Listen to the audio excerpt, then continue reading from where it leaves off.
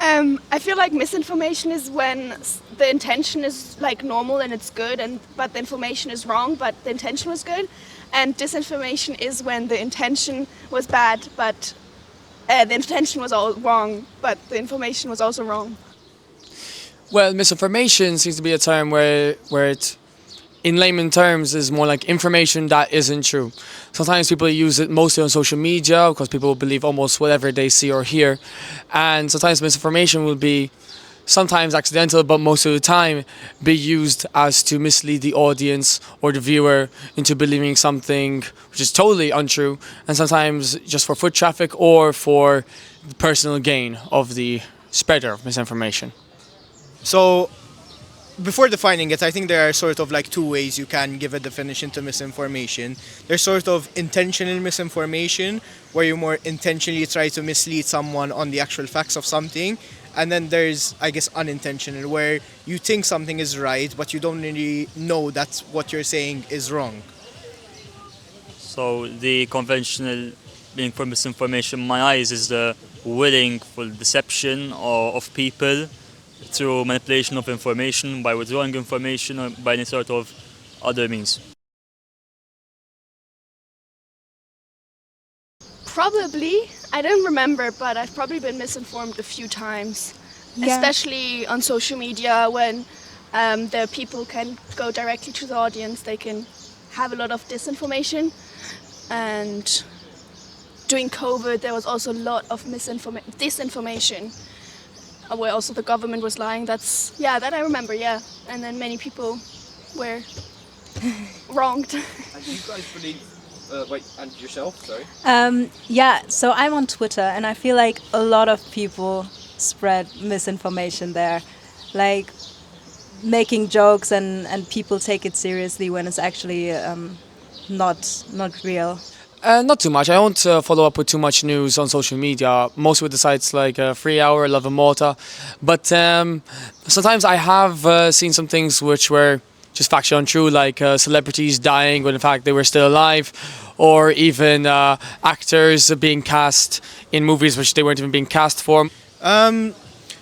I happen to be in the course of pharmacy, and with a lot of stuff we encounter a lot of misinformation, whether it's related to vaccines, medicines itself. That's like a big issue in our field, so yes, I'd say it's something we encounter quite regularly. I mean, there are some cases where like there is intentional bias, so like you intentionally withhold information.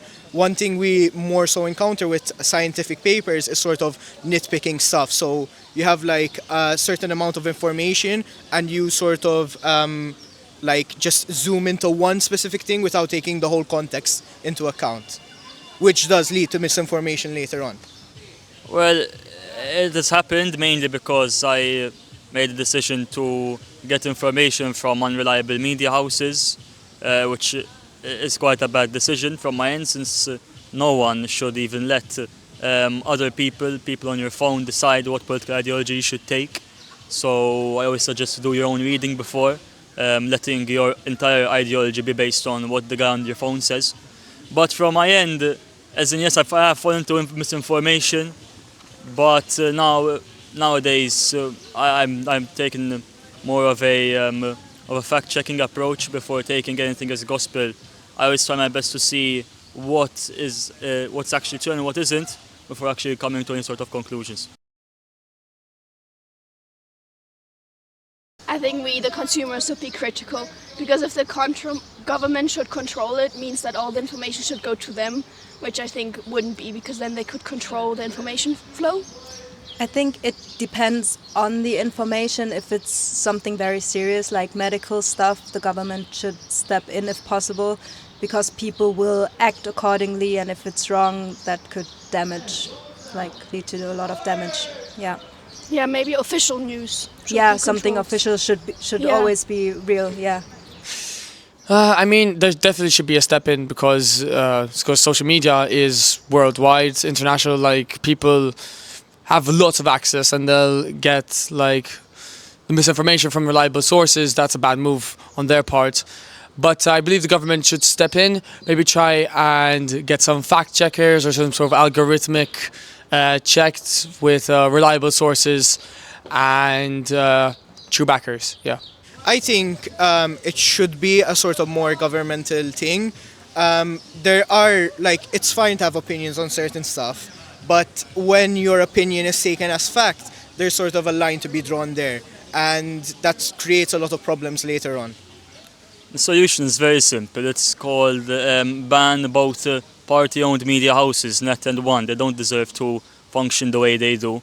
The fact that you need an entire broadcasting service dedicated to condoning a certain political ideology and condemning the one against it just because they are the parties that they are is silly. Someone should sort of really discover what they believe, what their principles are, and then affiliate with an ideology themselves. You don't need someone telling them who to side with.